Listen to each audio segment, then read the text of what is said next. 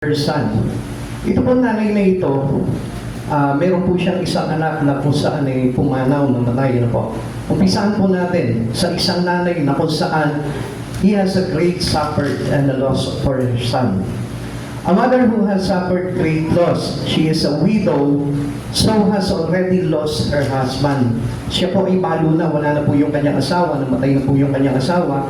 At bago po mangyari po itong mga ito, yung pong kanilang lugar ay kinupog po at nagkaroon po ng tagutom na kung saan ay talagang halos wala na po sila makain. So dito pa na pinapakita dito na marami talagang pinagdaanan itong nanay na ito, itong balo na ito. At dumating pa po yung punto na kung saan siya po ay namatayan ng anak. She is a woman of faith and has ministered to Elijah. Alam niyo mga kapatid sa Panginoon, itong bagay na ito, itong widow na ito, itong balo na ito, siya po ay inatasan ng Panginoon na maglingkod. So sa anong paraan, minsan yung paglilingkod po niyan natin is sometimes is unobvious. Hindi po yung kapag parang, nasa church yan, naglilingkod yan. Come on, hindi po ganun, ano po? Maraming klase ang paglilingkod ng isang tao.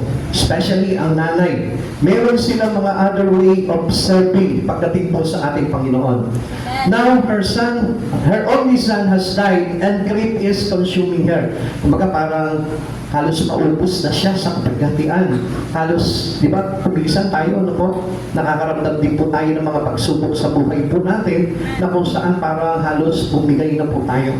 And usually, alam niyo po, ang mga nanay yung madalas mag-suffer po ng ganito. Amen. Dahil nasa kanila po lahat, nakapatong lahat ng pagsubok at ng problema sa tahanan, sila po yung talagang madalas na nagdadala po dito.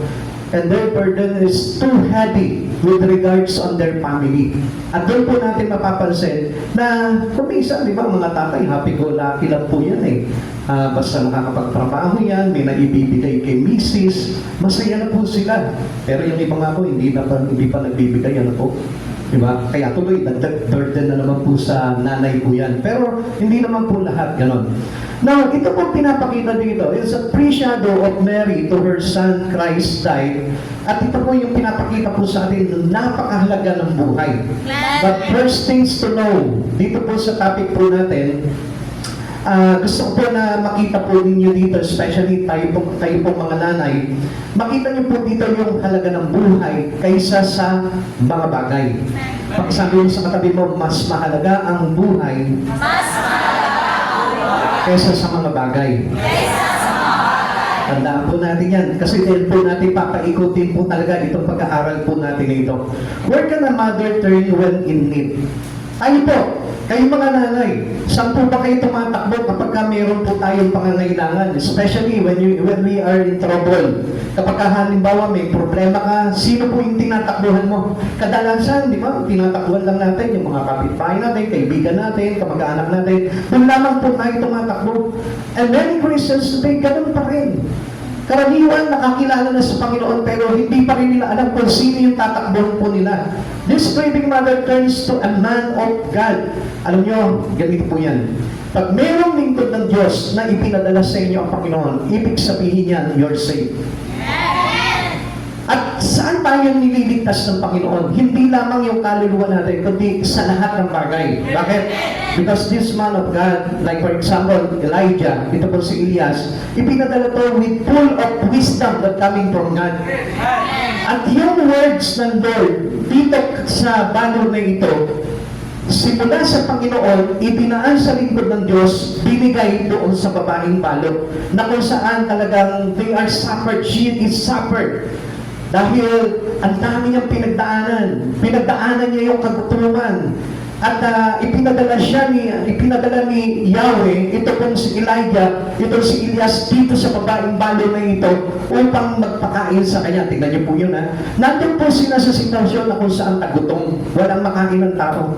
Lumapit po sa kanya, ito po si Elias, naghingi po ng isang basong tubig at pagkatapos po nito, nung kukuha na itong balo na ito ng isang basong tubig, agad na umirit pa. Ito po si Elias at nanghingi ng samahan mo na ng tinapay. So kung mapapansin po natin, tagutom na, tapos hiningan pa siya. Anong sabi po dito ng balo? Sabi niya, batid ni Yahweh na aking Diyos. na wala na kaming maibibigay na pagkain sapagkat huling pagkain na po nila yun. Meron silang kapatak na langis at harina. At sa madaling salita, this is their last meal. So, pagkatapos silang kumain, mamamatay na sila dahil sa gutom.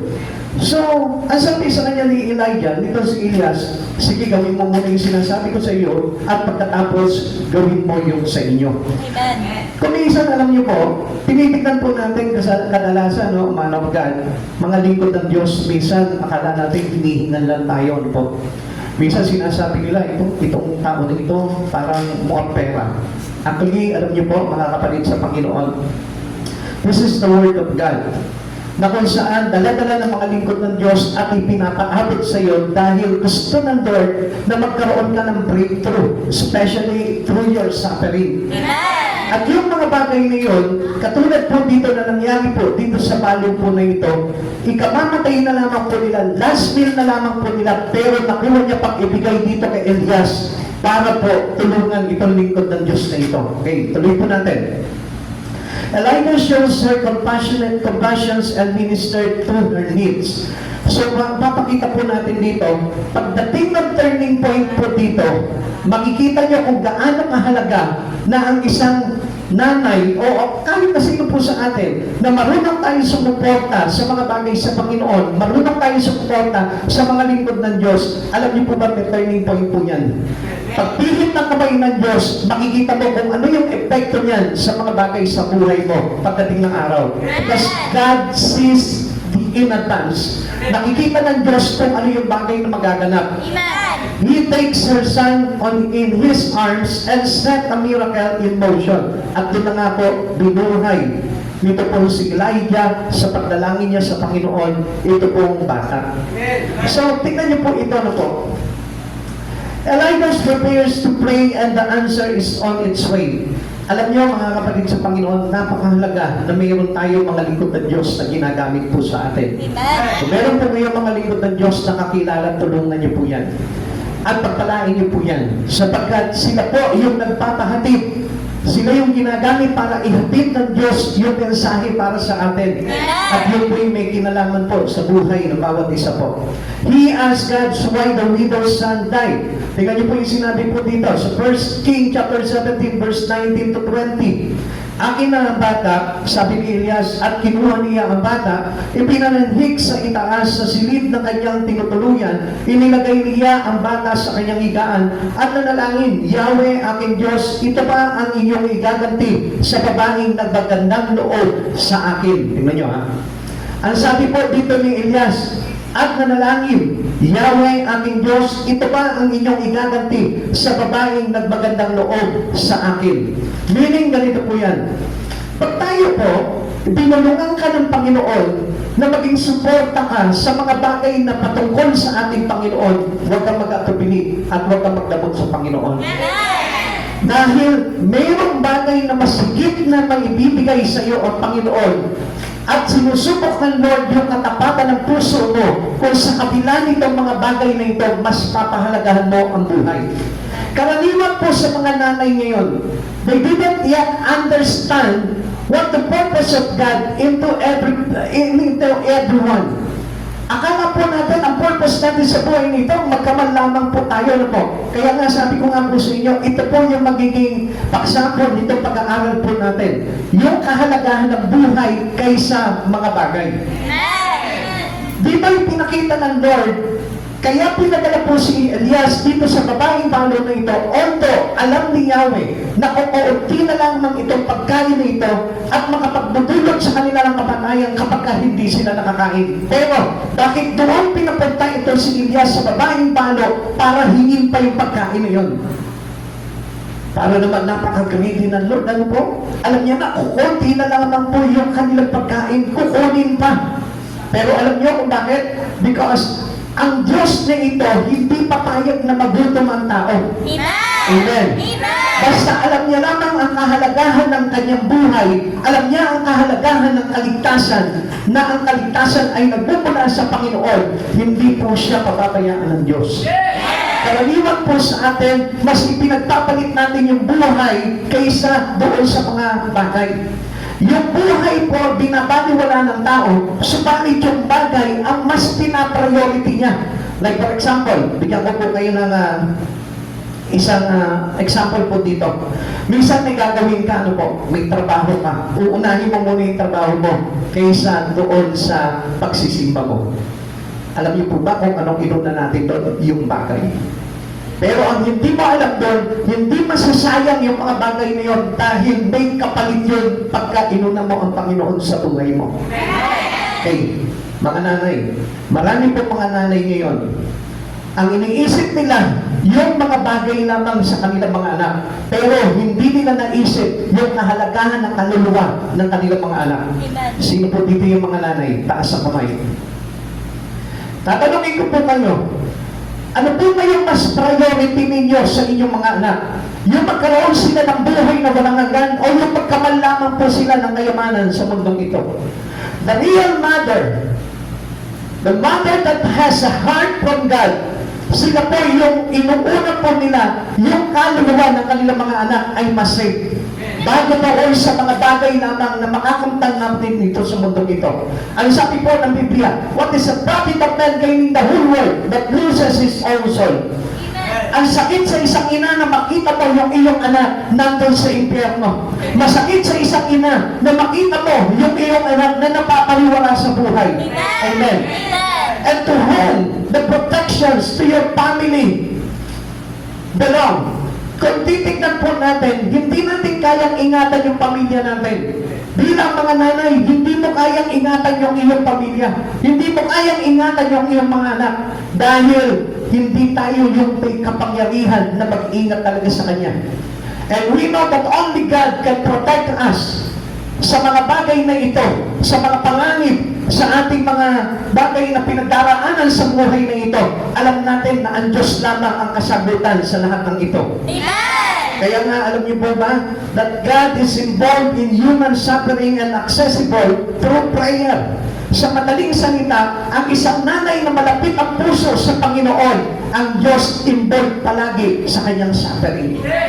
Kaya ito sa atin, as an individual who believes in God, gusto ko na malaman mo na kapag mayroong mga suffering na dumarating sa iyo, mayroong kang problema, ang Diyos, kapag ikaw ay may problema, kasama mo, katuwang mo ang Diyos sa buhay mo. Kaya lang hindi natin pinapansin yun. Why? Kasi hindi tayo sa Kanya tumatakbo. Although nandyan ang Lord, pag nagka-problema ka, iniiwanan mo ang Diyos, tumatakbo ka lang sa tao. Kaya nga ang tendency, yung protection ng Lord, yung tulong ng Lord, He wanted to assist you in every trouble na kahit na anong kabigat itong iyong mga pinagdaraanan, ang Diyos sana ang tutulong sa iyo. Kaya lang tinatalikuran mo ang Diyos pagdating ng problema. And that was a big problem to a mother. Ito pong babae na ito, although hindi niya naiintindihan yung sitwasyon, bakit hinihingi ng lingkod ng Diyos yung kanyang pagkain na kung saan ikamamatay nila kung hindi sila makakakain ng panahon na iyon. Ang hindi niya naiintindihan dito, na ito pong lingkod ng Diyos na ito ay pinadala sa kanya ng Panginoon para ano? Para patayin siya? Hindi. Para bigyan siya ng masaganang buhay. Ano sabi po dito, babae po dito? Batid ng ating Panginoon, batid ng ni Yahweh na iyong Diyos, na huling pagkain na lamang ito at mamamatay na kami. Tingnan niyo po yan. Minsan we are negative. Nagiging negatibo po tayo pagdating po ng mga pagsubok sa buhay po natin. Kanina nga po, medyo na-relate po ako doon sa testimony ng isang sister po natin. Sabi niya, akala ko mamamatay na ako. No, hindi ka mamamatay. Hanggat hindi pinapahintulot ng Panginoon, hindi po kayo mamamatay. Kaya nakita niyo po yung testimony niya, napakabuti ng Lord kasi hindi ako namatay. Alam niyo kung bakit? Because you believe in God. Pag may purpose ang Lord sa'yo, kahit natamaan ka pa ng karamdaman, hindi ka mamamatay. Basta hindi pa pinapahintulot ng Lord yan. Ang dapat po natin malaman po dito, na ang Diyos hindi po basta-basta kumukuha ng mga bagay sa buhay natin yan. At ang Diyos kapag kami kinuha sa iyo, mas higit na papalitan yan na mahalaga sa buhay mo yan. He wants to know God's purpose in the widow's heartache. Kaya anong ginawa po nito si Elijah? Ito po si Elias. He prays healing for the widow's son. Siya po'y nanalangin kay Yahweh. Yahweh, nais ko po na papalikin mo ang buhay ng batang ito. See how specific Elijah is in his praying. Alam niyo po, mga kapatid sa Panginoon, minsan nagkakaib po tayo sa Panginoon. Ano po? Ito po yung gusto ko po na matutunan po natin dito sa church na ito. Huwag niyong pagkakaitan ang Diyos ng inyong mga biyaya. Kapag ka mayroong hiningi sa iyo ang Panginoon, you must hear that. Kailangan you will listen to the voice of God and obey it. Dahil ang sabi po ng Biblia, those who obey the voice of the Lord, the blessing will overtake us. Kapatid sa Panginoon, kapag natuto po tayo nakinig sa tinig ng Diyos, makikita nyo, susunod ang mga pagpapala sa atin. Dahil sabi po dito, tingnan nyo po ito, no? Pinahalagahan niya yung konting pagkain na yun. Nag-doubt po siya na ibigay dito kay Elias yung pagkain na yun. Pero ang hindi niya alam, ito po ang tao na ito, itong si Elias ay lingkod ng Diyos na ipinadala sa kanya ng Panginoon. Maaring nandito ka ngayon dahil pinadala kami ng Panginoon para sa inyo. Pinadala kami para ibigay sa inyo yung mensahe ng Panginoon na magtutulot po sa inyo ng breakthrough sa mga bagay na pinagdaraanan po ninyo. Minsan ipinagkakait natin yung bagay, pero ang hindi natin alam kapalit nun ay buhay. Minsan ipinagkakait natin sa Diyos, ipinagtatapot natin sa Diyos yung mga bagay na meron tayo. Even our money, even the things we have on our hand. Minsan, ipinagtatapot po natin sa Panginoon yan. Pero ang gusto ko po na malaman po ninyo, yung kaligtasan ang kapalit ng mga bagay na ito. Bakit? Kasi kaya po kinukuha ng Lord sa yan para magkaroon ka ng pagtitiwala kay Yahweh. Para magkaroon ka ng pananampalataya sa Diyos. Alam niyo po ba, ayaw ng Lord yung mayroong kaisipan na ganito. Ibibigay ko sa Kanya to, samantalang kami nga nagugutom din. Ibibigay ko sa Lord to, bibigay ko sa gawain to, samantalang kami wala namang kaming trabaho. No, gusto ko po na malaman po ninyo, itong babaeng balo na ito, wala na po siyang asawa. At nandun sila sa kagutuman. Mahirap namang ito. Walang ikinabubuhay. Pero, anong itinuro sa kanya ng ating Panginoon? Yung pagtiwala sa ating Panginoon. Kadalasan sa atin, lagi natin sinasabi, kapag mga bagay sa Panginoon, may mga bagay na kailangan sa atin ng Lord, sinasabi natin, alam naman ng Lord na mahirap lamang po ako. Katulad din po ng mensahe na ito na ipinabahagi sa atin ng Lord. Ang sabi ng babaeng balo, batid ni Yahweh na iyong Diyos, na isang kain na lamang namin at kami mamamatay na. So, ganun din po tayo Minsan kapag halimbawa may hinihingi sa atin ang Lord, Lord, alam mo naman na mahirap lang kami. Lord, alam mo naman na wala naman talaga akong maibibigay. Pero ang hindi po natin alam po dito, tinuturuan tayo ng Diyos ng pagtitiwala sa Kanya. Tinuturuan tayo ng Diyos na magpahalaga tayo sa buhay. Pahalagahan natin yung kaluluwa natin. Instead na pahalagahan mo yung mga bagay lamang na walang kahalagahan sa buhay natin. Ano sabi po ng Lucas, Kabanata 12:23?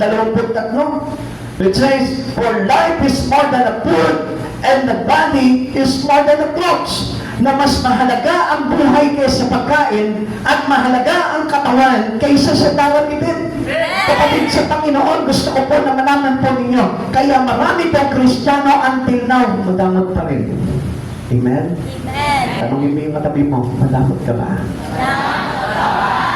Siyempre, sasabihin niya, hindi Pero pagka hiningian mo, alam mo naman wala akong pera Alam mo naman wala akong trabaho Maintindihan mo na ako doon. Pero kapatid sa Panginoon, hindi ito yung tinuturo sa atin ng Lord. Magpahalaga tayo sa ating kaluluwa. Bakit? Ano bang kinalaman nun? Because as we seek God, kailangan matutunan po natin yung tinatawag na generosity. Sabi mo sa katabi mo, generosity. Generosity. Yung matuto po tayo maging mapagbigay. Na hindi po natin kapag, especially kapag kami hinihingi ang Lord, tignan niyo po ito, sometimes pumubulong sa iyo ang Lord. Pero hindi mo pinakikinggan yung bagay na yun. Bakit ako magpipigay dyan sa church na yan? Samantalang alam naman ng Lord na mahirap na kami. Come on. Ang breakthrough ng pagpapala financially, ang susi dyan ay pagbibigay. Walang pinagpala na hindi marunong magbigay. Kapag kang madamot ka sa kapwa mo, madamot ka sa mga lingkod ng Diyos, madamot ka sa church mo, madamot ka sa ministry mo, I tell you, hindi ka talaga tatanggap ng pagpapala. Kaya yung mga bukas palad, pagdating sa mga bagay sa Panginoon, I tell you, ang Diyos laging sinusuklian yan ng kagandahan. What is wrong is what we need. Kung ano yung itinanin mo, hindi yung aalihin mo, huwag kang matakot. Pagdating sa mga bagay nito, huwag kang matakot sapagkat ang Diyos ang pinaglumulan ng lahat ng bagay. Sabi po dito, ano po, tingnan niyo po ito.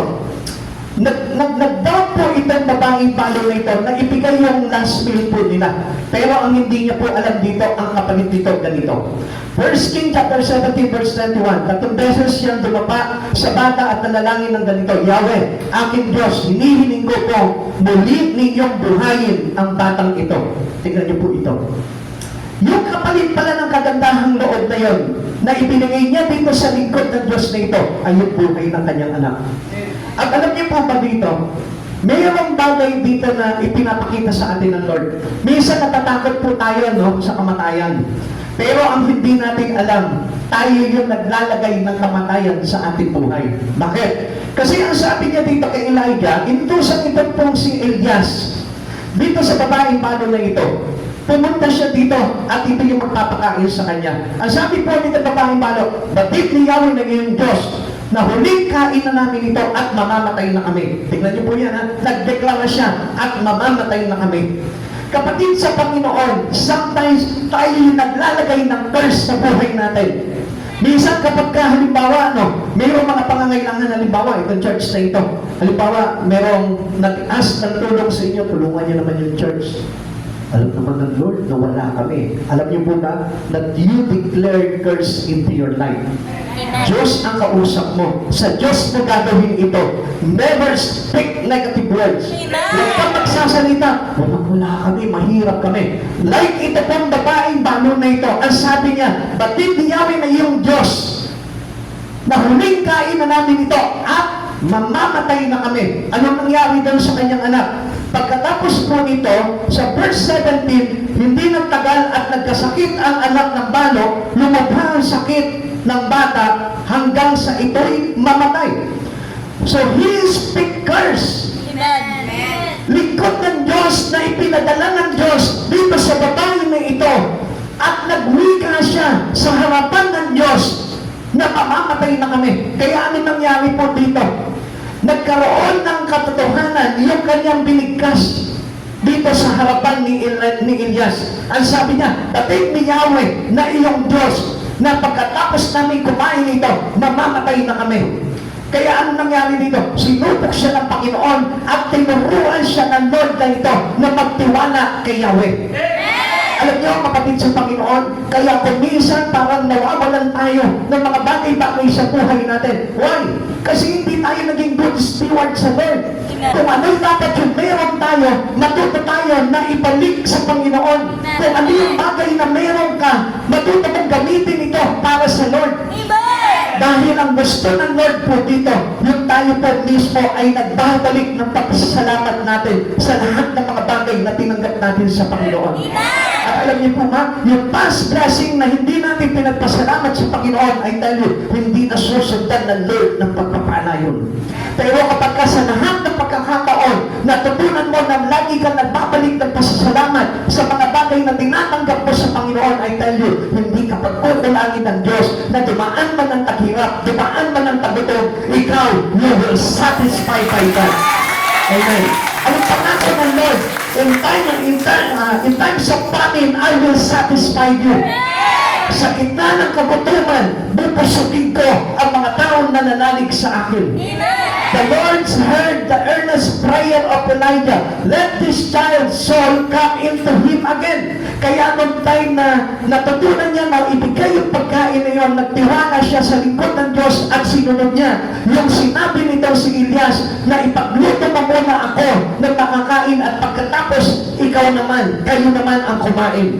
Ginawa niya yun. Inuna niya yung sinabi nitong lingkod na ito na si Elias at pagkatapos po nito, anong nangyari? Nag-overflow po yung kanyang langis. Nag-overflow yung kanyang harina. At hanggang hindi pinapapatak ang ulan, tuloy-tuloy na napupuno yung kanyang mga lalagyan. This is the prayer for resurrections by the living God. Alam niyo po ba, mga kapatid sa Panginoon, ang God's servants are praying for the soul and not only for our good. Minsan, lagi po tayo humihingi ng panalangin, Pastor, ipanalangin mo nga yung anak ko na makagraduate. Pastor, ipanalangin mo nga yung pamilya namin na kami po ipagpalain ng Diyos. Minsan, yan lagi yung pinapanalangin po natin. Pero, nakalimutan mong ipanalangin, Pastor, ipanalangin nyo nga po yung kaluluwa ko na magkaroon ako ng kaligtasan. Pastor, ipanalangin niyo po yung kaluluwa ko na mabago po ito at magkaroon ng pagka-inlove sa Panginoon. Unawain niyo po mabuti po ito sapagkat tayo rin po yung nagdadala ng sumpa sa buhay natin pag hindi po natin alam ito.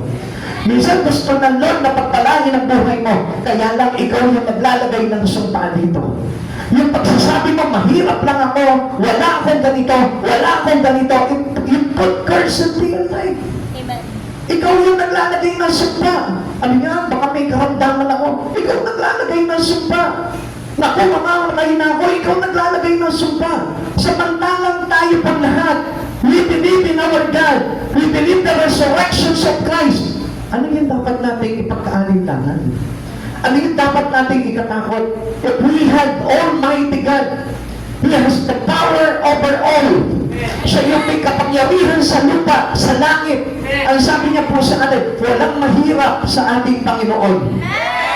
Sabi nga po ng verse Kings 17:22, dininig ni Yahweh ang dalangin ni Elias at muling nabuhay ang bata. Tandaan po natin, hanggat mayroon kang kakilalang lingkod ng Diyos na ginagamit sa buhay mo, huwag kang matatakot. Huwag kang mawawalan ng pag-asa sapagkat ang panalangin ng isang taong matuwid ay dinidinig na makapangyarihan ito. So this is important than any other things in our life. Tandaan mo, ang mahalaga sa iyo hindi pera. Pakisabi mo sa katabi mo, ang mahalaga sa iyo hindi pera. Kasi kalabitin mo yung katabi mo para maintindihan niya at marinig niya ito. Kasi pag hindi mo kinalabit yan, minsan akala niyo nakikinig yan, pero minsan napaparahan po yan eh. Kaya mas mainam kalabitin mo siya. Amen. Sige, sabihin mo sa kanya, mas ang mahalaga sa iyo ay kaluluwa. At hindi pera. Yan. E paano, Pastor, kung marami akong utang, mas mahalaga pa rin yung kaluluwa. Amen?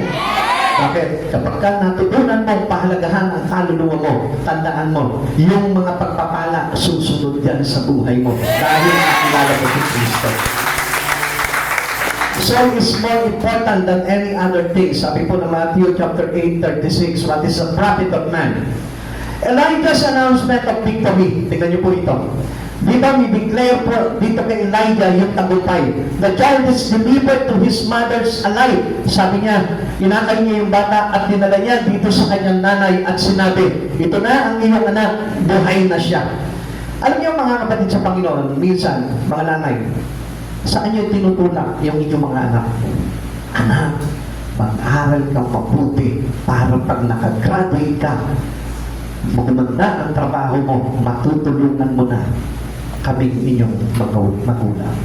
Amen? Ayun na, umiiwi na sila. Oh. Dahil yan naman talaga ang sinasabi ng mga magulang. So magalit kayo sa hindi, anak, magtrabaho ka na mabuti para umunlad ang ating buhay. Amen? Sino po dito hindi nagsabi sa kanyang anak ng ganon? Pag tumaas kayo ng kamay, tamaan kayo ng kidlat, sige kayo. Dahil lahat ng mga magulang, yan ang pangarap talaga sa kanilang mga anak. Pero gusto kong malaman mo, ang dapat na sinasabi mo sa anak mo, anak, kilalanin mo ang Diyos at maglingkod ka sa Diyos para ang kaluluwa mo pagdating ng araw ay mapunta sa piling ng Diyos. Amen? Tatanungin kita, matutuwa ka ba kapag sinabi ko sa iyo, yung anak mo mapupunta sa impyerno? Matutuwa ka? Sabi ka naman, Pastor eh. Sabihin ko ba naman yan, paano ko matutuwa? Pero, tatanungin kita, Kailan mo naalala yung kaluluwa ng anak mo? Madalas, Pastor, asan yung anak mo? Tingnan nyo, wala kayong maisagot. Siyempre, sasabihin nyo, nasa school, nasa trabaho, nandun sa ganito. Dapat nandito sila kayo. Amen! And that is sa iyo ito.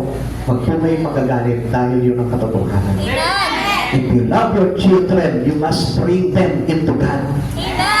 Unang-unang dapat na gawin ng isang nanay ay dalhin yung kanyang mga anak sa ating Panginoon. Tandaan nyo, put God first in you and the other things shall be followed. Pag inuna mo ang Diyos sa buhay mo, susunod lahat ng mga pagpapala. Amen? Amen? Obedience follows blessing. Kaya lang kung minsan hindi tayo nagtitiwala sa Panginoon eh. Now, ito diniklara po, inanunsyo po dito, yung tagumpay.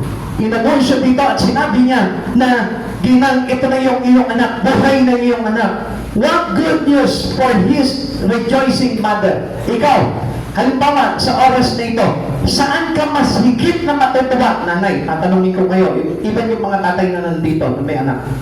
Tatanungin kita sa oras na ito, saan ka mas higit na matutuwa? Yung sabihin ko sa iyo, nanay, yung iyong anak, malaki ang sweldo. Compare with this word. Nanay, yung iyong anak, pagdating ng araw, ay nasa piling ng Panginoong Jesucristo. Honestly, saan ka matutuwa? Siyempre sa malaking sweldo.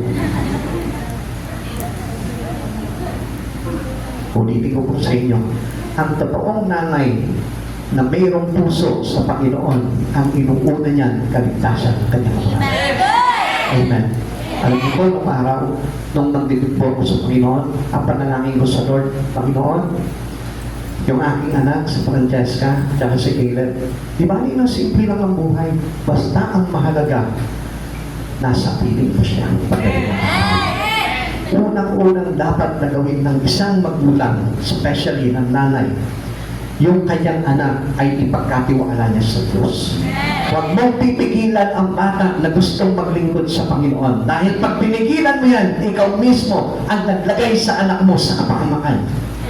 Amen? Amen! Amen? Amen! Parang yung iba hindi na maka-amen talaga. Ano po? Pero yun po yung katotohanan doon. Masyado tayo naging after lamang tayo sa pagkita. Pero hindi natin naunawaan na mahalaga yung kaluluwa ng ating mga anak.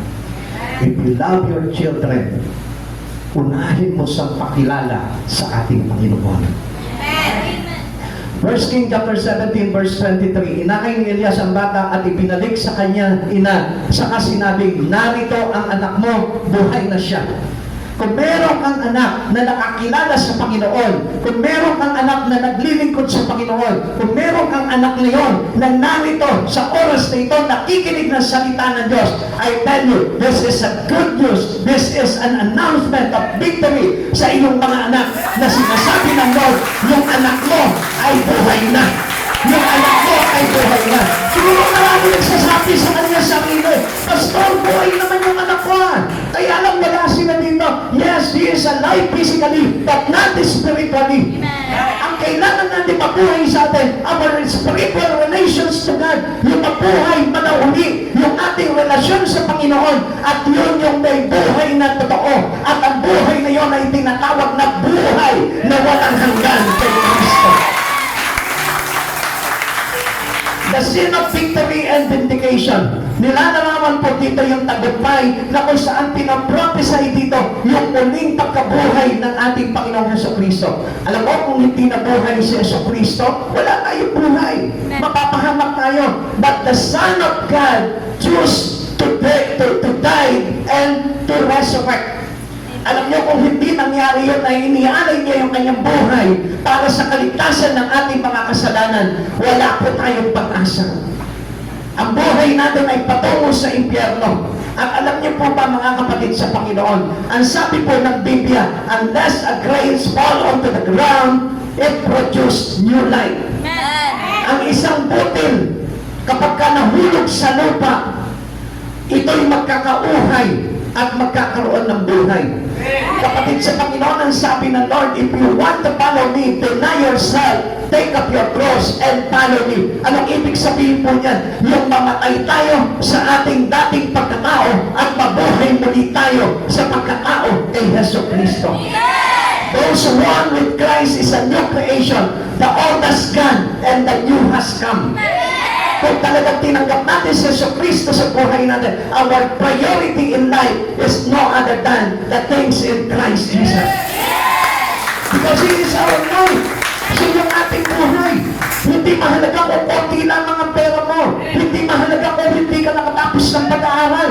Hindi mahalaga kung konti lang ang kayamanan mo. Sapagkat gusto ko po na malaman po ninyo, the more na maliit lamang ang iyong pinanghahawakan sa buhay na ito, the more na mas pipiliin mo ang Diyos sa buhay mo.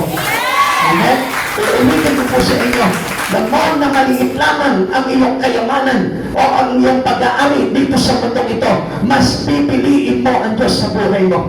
Dahil kapag malaki na yung iyong kayamanan at mayaman-mayaman ka na, kapag pinapili ka ng Diyos, sino ang pipiliin mo? Ang kayamanan mo ba o ang Diyos? Malamang hindi mo piliin si Yesu Kristo. Amen? Siguro sa isip-isip niya, hindi ako, hindi ba? Pag ako pinayaman ng Lord, pipiliin ko pa rin ang Diyos. Tatanungin kita sa oras na ito, meron kang 1,000 pesos dyan. Pag sinabi pa sa iyo ng Lord, mayroong oras na ito, ibigay mo sa Lord yan, ibibigay mo. O syempre, oo ka. Paano kung subukin kami ng Panginoon? Amen? Hindi man magdadalawang isip ka, bibigay ko kaya ito. Pamalengke ko na lang mamaya ito eh. Panghapunan na naman po namin ito. Magdadalawang isip ka, magkakaroon ka ng doubt. And that is not what we call trusting God. Hindi yun ang pagtitiwala sa Panginoon. Dahil yung binatang mayaman, sabi niya, paano ko magkakaroon ng buhay na walang hanggan? Sabi sa kanya ni Jesus Christ. So di magahan ang kautusan. Simula pagkabata, sinusunod ka na po ang kautusan. Kung gayon, sabi po ni Jesus doon sa binatang mayaman, ipagpili mo lahat ng ari-arian mo at ang pinagbilhan, ipamigay mo sa tuka at sumunod ka sa akin. Alam niyo po ba kung ano nangyari doon? Tumalikod yung binatang mayaman at hindi niya pinili si Jesus sa buhay niya. Tatanungin kita, ikaw sa oras na ito, paano sabihin sa iyo ng Panginoon, iwanan mo ang trabaho mo, maglingkod ka sa akin, gagawin mo ba yan? Lalo na kung malaki ang sweldo mo, I tell you, not to be hypocrite, hindi mo pipiliin ang Diyos. Naiintindihan naman ako ng Lord kasi may pamilya ako binubuhay. Kapatid sa Panginoon, hindi ka na ng Diyos. Kapag ka hiningi ng Panginoon, kailangan sumunod ka sa Kanya. Sapagkat ang lahat ng taong nais sumunod sa Panginoon is willing to deny himself, is willing to take up his cross and follow Jesus. Wala pong mga tao na sumunod sa Panginoon na hindi nag-iwan ng mga bagay sa buhay niya. Although, hindi naman po talaga gusto ng Lord na mag-iwan ka ng mga bagay sa buhay nito. Pero, ang sabi ng Lord, if you are truly wanted to follow Jesus, deny yourself. Sapagkat kailangan po talaga natin na may focus sa buhay natin sa ating Panginoong Jesucristo. Tingnan po natin kung ano po yung scenario po dito. Victory and vindication. Sabi po ng verse 24, at sumagot ang babae, tiyak ko ngayon na kayo nga ay isang lingkod ng Diyos at nagsasalita si Yahweh sa pamamagitan ninyo. Alam niyo, karaniwan po sa atin, naniniwala tayo sa Panginoon pero hindi tayo naniniwala sa ipinapangaral po sa atin. Minsan naniniwala tayo, lingkod sila ng Diyos, pero hindi tayo naniniwala sa mga itinuturo sa atin. Alam niyo kung bakit? Sapagkat kailanman hindi natin dininay yung ating sarili.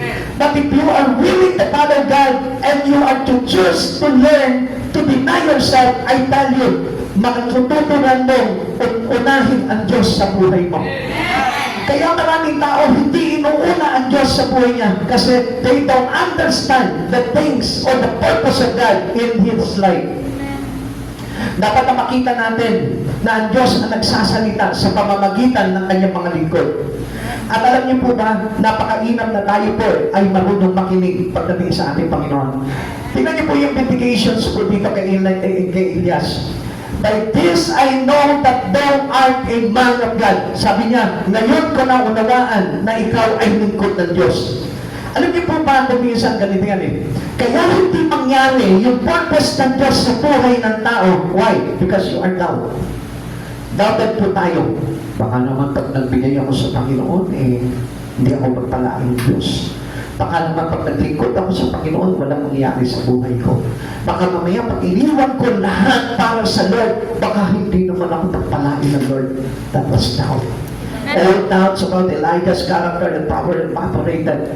Nawala po dito yung kanya para pag-aalinlangan dito sa lingkod ng Diyos na ito. Sometimes, alam mo, kailangan po natin na marami pong tao na kailangan makakita po na ng miracle before they believe. Amen? Ano po sabi po ng mundo? Sa Lord po kasi, ang kailangan na umiral po sa atin, believe first, di ba? Before you see. Pero sa mundo po natin, sa mga tao po, to see is to believe. Gusto nila makakita po muna sila, Lord, pagpalain mo muna ang buhay ko para maniwala ako sa iyo. Kawan, alam niyo po, hindi po ganun. Hindi magpapakilala sa iyo ang Panginoon kapag humingi ka sa Kanya ng miracle at gusto mo makita ng inyong mata.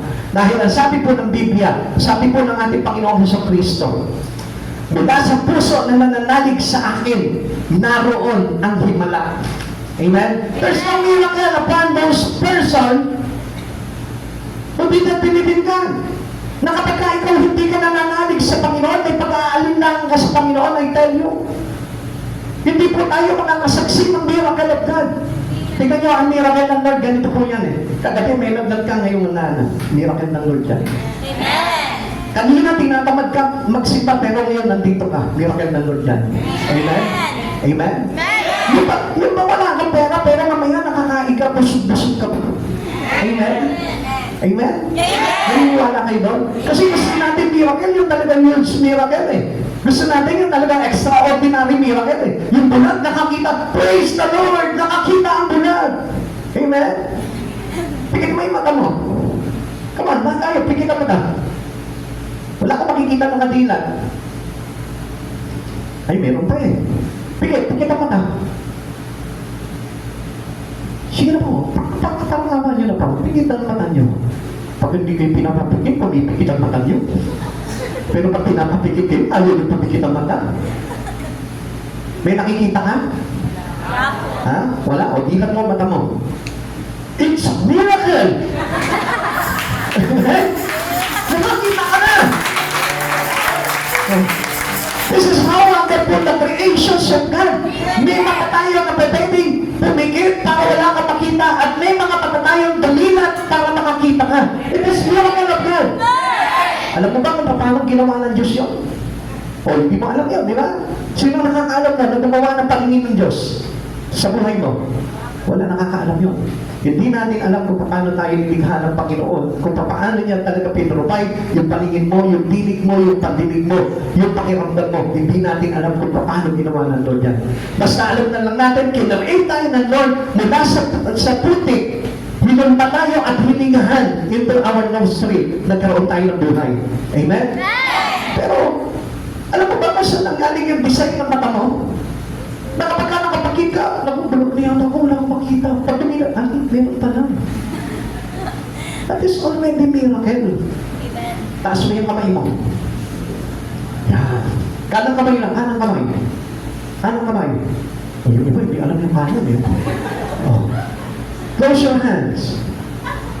O, tingnan mo, pati close, hindi alam. Open your hand. Close. Open. Close. Open. It's a miracle! Oh. Amen? Dahil lahat ng bagay na yan, kung hindi dahil sa Diyos, hindi mo magagawa yan. Amen? Sino ba dito alam yung mga tingin na pakyut? Oh, sige, sino? Usually, mga kabataan yan. O, paano yung mga tingin na pakyut? Di ka gawa, di ka. Yan na. Naku, kunyari, di ba?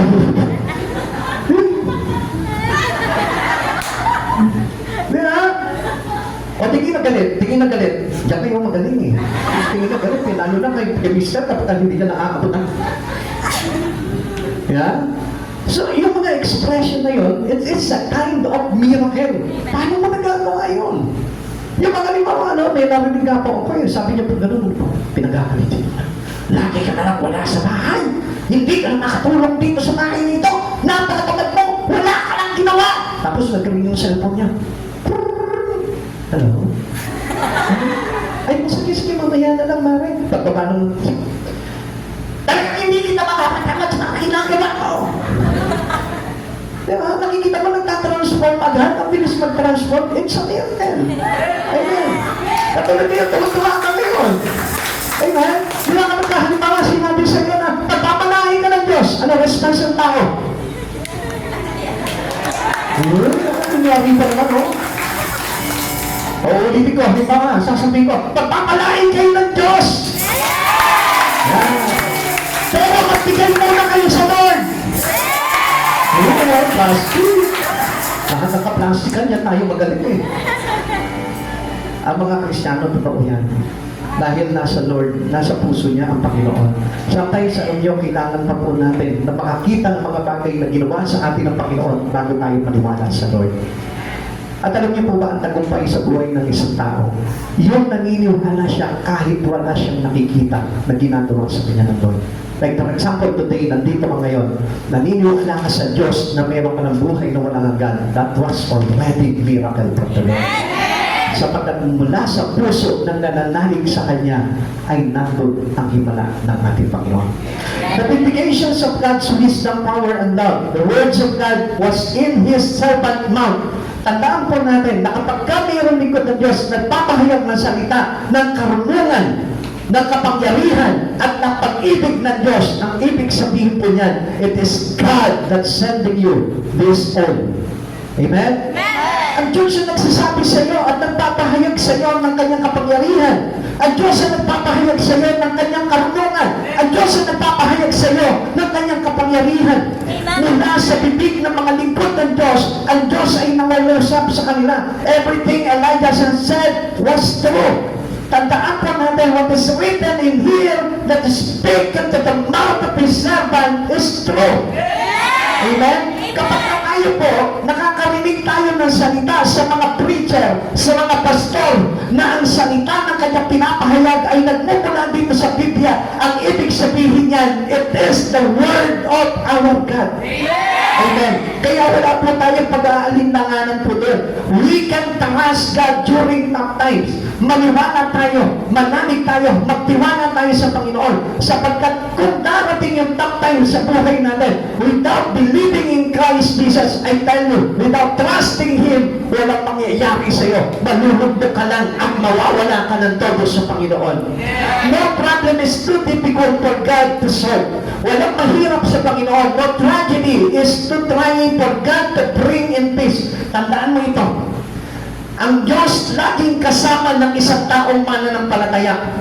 At gusto ko na malaman mo na kapag mayroon kang problema, mayroon kang mga pagsubok, kung ikaw ay nananampalataya sa Diyos, wala kang dapat na ikatakot sapagkat kasama mo ang Diyos. Hindi ka iiwan, hindi ka pababayaan. At kaya niya na gawin yung mga trahedya ng buhay mo, yung mga kaguluhan ng buhay mo, kaya niyang palitan ng kapayapaan at kagasaganahan.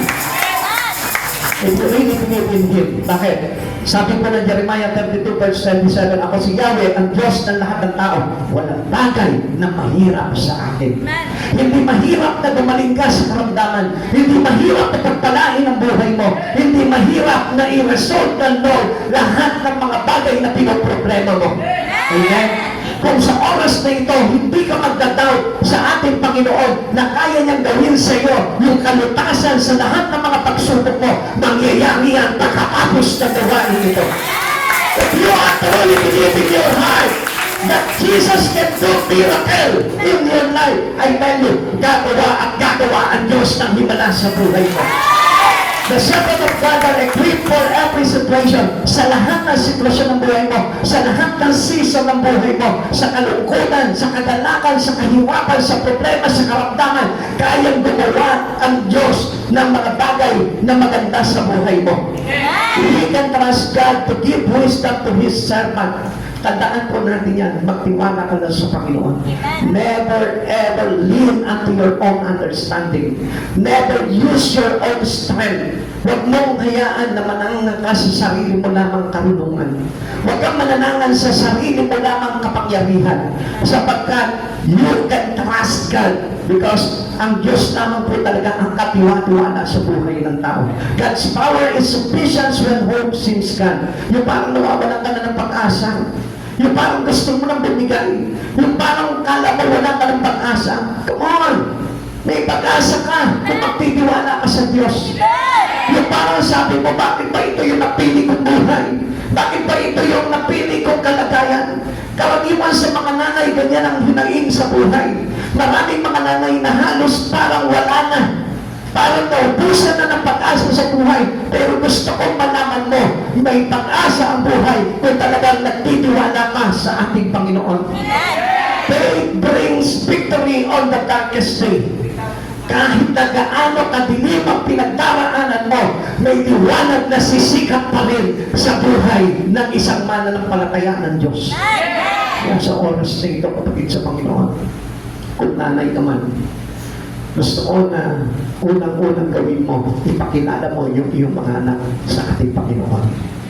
Sapagkat bago ang lahat, kailangan unahin mo na maipakilala sa kanila si Jesus. Dahil ang gusto talaga ng Panginoon, tayo lahat ay makakilala ng buong puso sa ating Panginoong Jesucristo. Huwag tayo magmamalaki sa Lord. At kapag inuna natin yung ibang bagay sa buhay po natin, isang bagay po yan na pagmamalaki natin sa Panginoon. At sa oras na ito yung buong pag-asa na gustong matutunan natin na itinuturo sa atin ng Diyos. Yung pagtiwala ka sa Diyos, buong puso at lubusan at huwag kang mananangan sa sarili mong katulungan. Tandaan mo, ang pagtitiwala sa Diyos ay makagagawa ng maraming bagay sa buhay ng isang tao. Sapagkat sa sandali na magtiwala ka sa Diyos, wala ka nang dapat na ikatakot sa buhay nito. Especially ang mga nanay. Because you are a burden lifter to your family. Ikaw yung dapat na bumuhat sa lahat ng mga kabigatan sa pamilya mo. Na kapag mayroong mga pinagdaraanan yung anak mo, dapat ikaw yung kalakasan nila. Although alam natin kung minsan nanghihina tayo, pero lagi mong tatandaan, magtiwala ka sa Diyos para lumakas ka. Tayo po lahat tayo.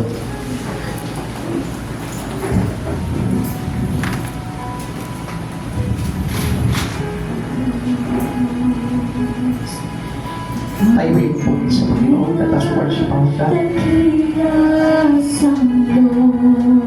Kapatid, alam ko na sa oras na ito, na there is always conviction to the people of God.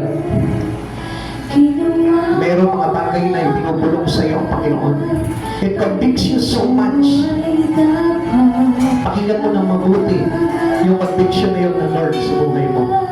At marahil may kinalaman po ito sa iyong kaligtasan sa ating Panginoon. Pakinggan mo ng buong liwanag sa iyong tenga. Just focus your ears, your mind, your soul into the Lord. Pakiramdaman mo kung ano yung binubulong sa iyo ng Lord. Gusto ba ng Lord na gamitin ang buhay mo?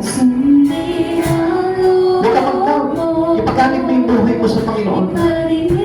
Sapagkat ang Diyos na pinagmumula ng lahat ng bagay na magaganda sa buhay ng tao ay kayang ibigay sa iyo ang lahat ng ito. Tanggalin mo yung mga pag-aalilangan mo. Tanggalin mo yung kaisipan na walang pagagawa sa iyo ang Diyos. Tanggalin mo sa kaisipan mo na kapag nahirap ka, wala ng pag-asa ang buhay. Patay-patay ang buhay ng tao.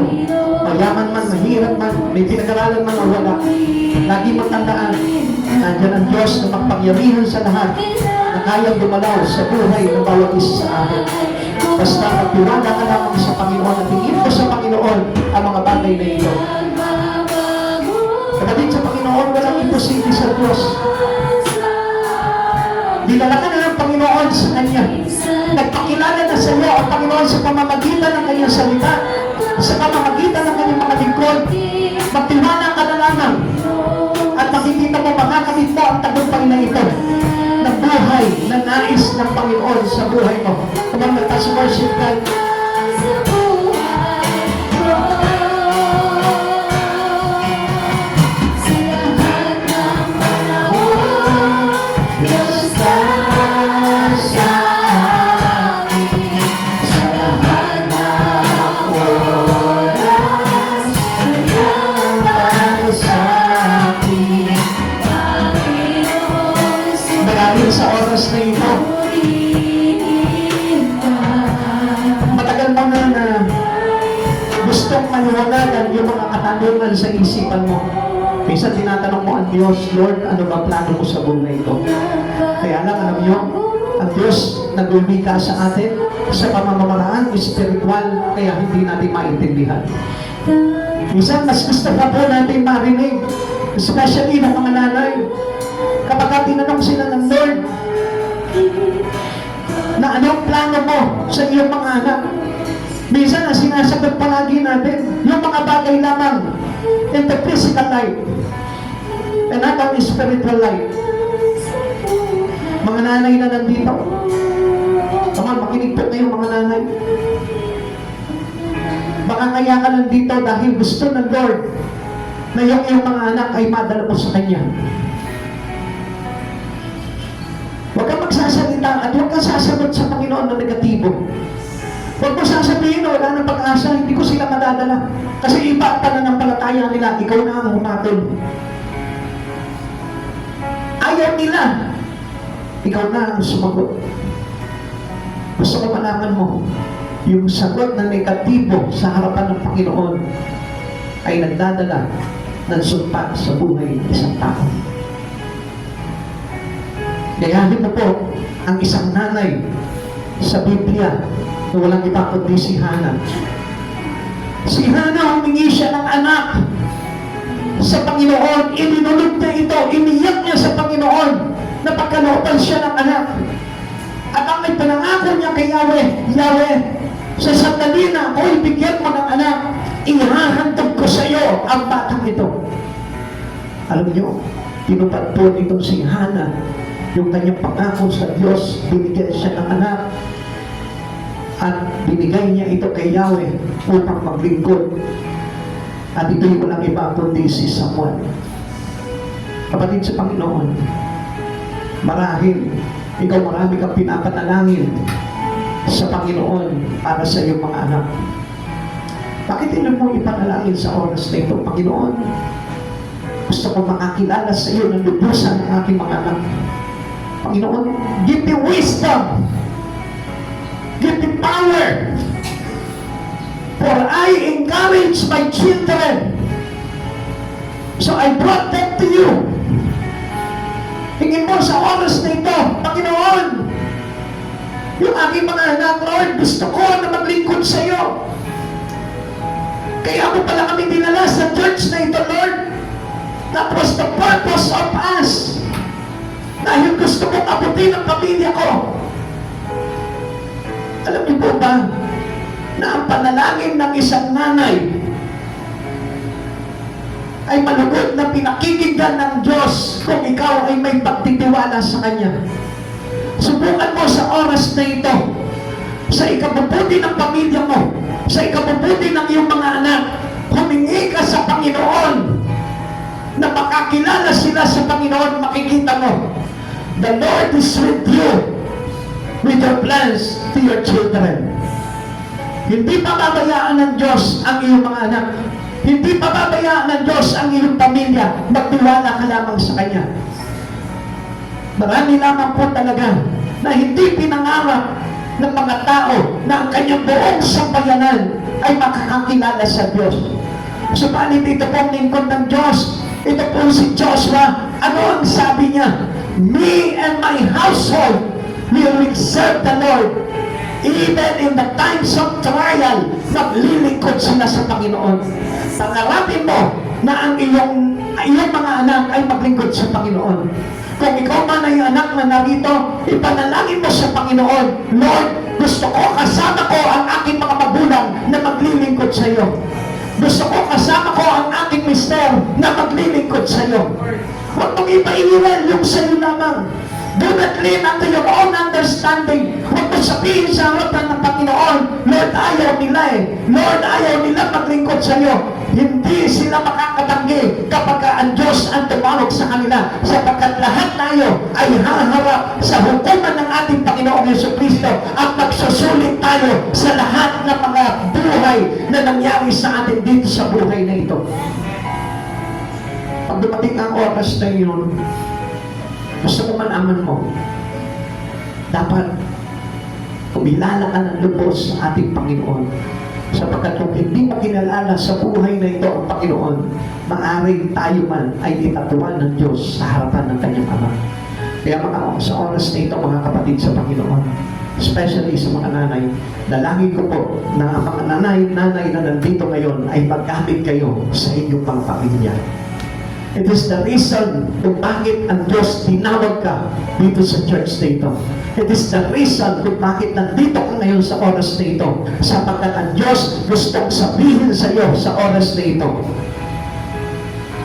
Magtiwala ka sa Kanya at itiwala mo ang buong sambayanan sa ating Panginoong Jesucristo. Tayo po lahat ay manalangin sa Panginoon.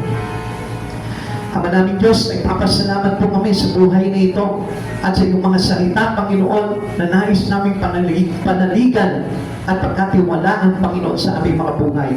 Panginoon, patuloy mo, Panginoon, na buksan ang aming mga puso at isipan, O Lord, upang sa ganun magising ang aming espiritu, O God, upang makilaman naman namin at maunawaan namin, Panginoon, ang mga plano mo at ang mga layunin mo, Panginoon, sa buhay ng bawat isa sa amin, O God.